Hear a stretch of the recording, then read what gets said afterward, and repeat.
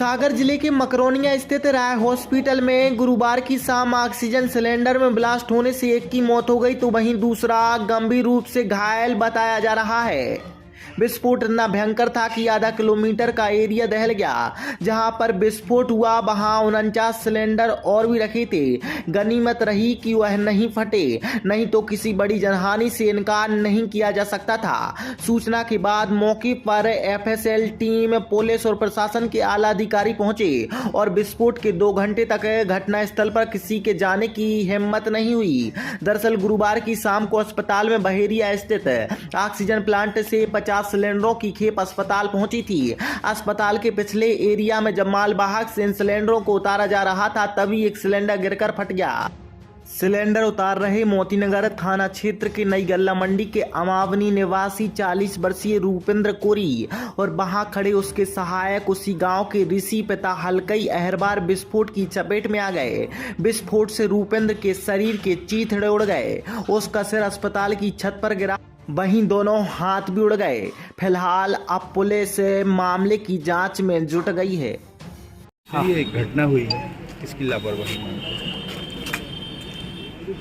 Gauri gas agency जो oxygen cylinder हमें प्रदान करती है, लगभग 4 बजे उनकी गाड़ी अस्पताल प्रांगण में आई होगी और उन्होंने अपने सिलेंडर उतारना शुरू किया। और जब वो सिलेंडर उतार रहे थे गौरी गैस एजेंसी वाले, तो जब 1 या 2 सिलेंडर बचे थे तो आखिरी सिलेंडर जब वो उतार रहे थे तो उनके जो कर्मचारी हैं उसने जो सिलेंडर उतारा, उसने सिलेंडर उतारते समय जो लापरवाही की कि उतारते समय सिलेंडर ज़मीन पर जो पटका उससे वो सिलेंडर फट गया और उसकी सिलेंडर फटने के कारण उसकी मृत्यु भी हो गई। तो गौरी गैस एजेंसी को हमने बुलाया है, उनके मालिक को और उनको कि इस तरीके का ये आप कर्मचारी भेजे हैं आपने, ये पूर्णतः प्रशिक्षित नहीं दिख रहे थे, जिसके कारण उन्होंने मरने के बाद फोन लगाया? नहीं, जब उसकी मृत्यु हो गई तो हमने उनको बुलाया कि ये आपने कैसे इंक्वायरी हुई है, जो सिलेंडर ऐसे उतार रहे हैं। कितनों की मृत्यु हुई है, कितने घायल हैं? 1 मृत्यु हुई है। क्या नाम है उसका? रूपेंद्र नाम है और एक व्यक्ति पैर में मामूली रूप से घायल है। क्या नाम है उसका? उसका नाम जितेंद्र है और जो ड्राइवर था वो मौके पर से तुरंत जैसे ही वो सिलेंडर फटा तो वो वहाँ से भाग खड़ा। ये कब से सप्लाई ले रहे हैं आप ऑक्सीजन की? इससे गौरी एजेंसी से? गैस से जो हम सप्लाई ले रहे हैं लगभग हमारा 8 से 10 महीने। कितने सिलेंडर की आपके यहाँ अनुमति है, कितने रख सकते हैं आप? क्या है इसमें नॉर्म्स आप लेते रहे? सिलेंडर जो है वो हमारे पास अभी 50 सिलेंडर हमने उनसे मंगाए थे और हमारा तो खुद का ऑक्सीजन का टैंक है और उससे ही सारे पेशेंटों के पास ऑक्सीजन जाती है। फिर सिलेंडर मंगाने क्यों आवश्यक? ये कई बार जो आपातकालीन स्थिति में एम्बुलेंस या ऑक्सीजन से ही पेशेंट को शिफ्ट करना पड़ता है, इसलिए सिलेंडर रखना पड़ते हैं। और मेडिकल ऑक्सीजन की सिलेंडर आयनॉक्स का हमारे पास है। कितनी मात्रा में रख सकते हैं आप? कितने सिलेंडर रख सकते हैं? सिलेंडर की संख्या बेड के ऊपर निर्धारित रहती है। जैसे हमारे पास 150 बेड है तो हम 75 से 80 सिलेंडर रख सकते हैं। अस्पताल की जगह पे सर इतनी बड़ी घटना हुई है, सुरक्षा के हिसाब से क्या व्यवस्थाएं थी? अस्पताल के हिसाब से हमारे पास जो अग्निशामक यंत्र हैं वो पर्याप्त रूप से उपलब्ध हैं और सबसे महत्वपूर्ण चीज़ जो है कि सिलेंडर को ऐसे खुले स्थान पर रखना चाहिए कि अगर कभी भी ऐसी घटना होती है तो ज़्यादा नुकसान या ज़्यादा मानव क्षति ना हो और उस स्थान को हमने वैसे ही रखा। राय हॉस्पिटल और विवाद एक नाम हो गया है, क्या कारण है? आए दिन विवाद की स्थिति तो नहीं कहेंगे ऐसे, क्योंकि ये जो सिलेंडर जो फटा है कुछ न कुछ ये इसमें इशू आते रहते हैं इसमें आपके ऐसा कोई इशू नहीं है। कभी ज़्यादा पैसे लेना, कभी किसी को कुछ करना।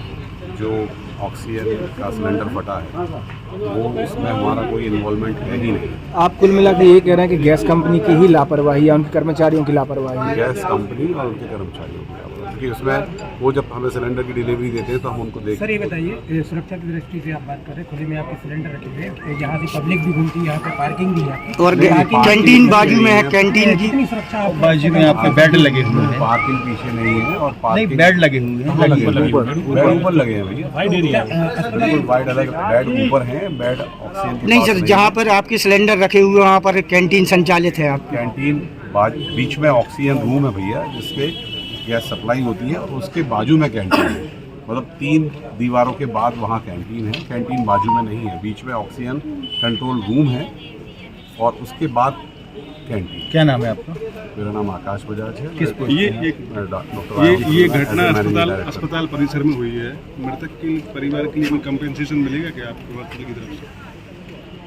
ये अभी हमारी चर्चा चल रही है और हम इसमें से शीघ्र ही हम आपको जानकारी देंगे कि हम अभी आगे क्या करेंगे। घटना हुई है, कितने इंजर्ड हैं, कितने की डेथ हो गई? ये एक्चुअली ऑक्सीजन सिलेंडर डिलीवर होने के लिए यहाँ पर आए थे। एजेंसी के थ्रू सिलेंडर यहाँ डिलीवर किए जाते हैं। तो वो सिलेंडर्स जो हैं वो ऑटो से उतारने के दौरान ये हादसा हुआ है।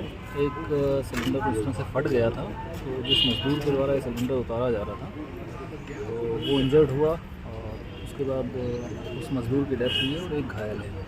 तो बेसिकली ये जो हादसा है ये gas cylinder, oxygen gas cylinders थे, जो भी प्राथमिक जानकारी प्राप्त हुई उसके आधार पर बता रहा हूँ कि ऑक्सीजन गैस सिलेंडर थे जो लोडिंग ऑटो से उतारते वक्त सिलेंडर के फटने से हादसा हुआ। सर, ये कितने सिलेंडर रखने की पात्रता रहती है हॉस्पिटल को, और ये घटना मतलब जो सुरक्षा उपाय बरतने थे वो नहीं बरते क्या?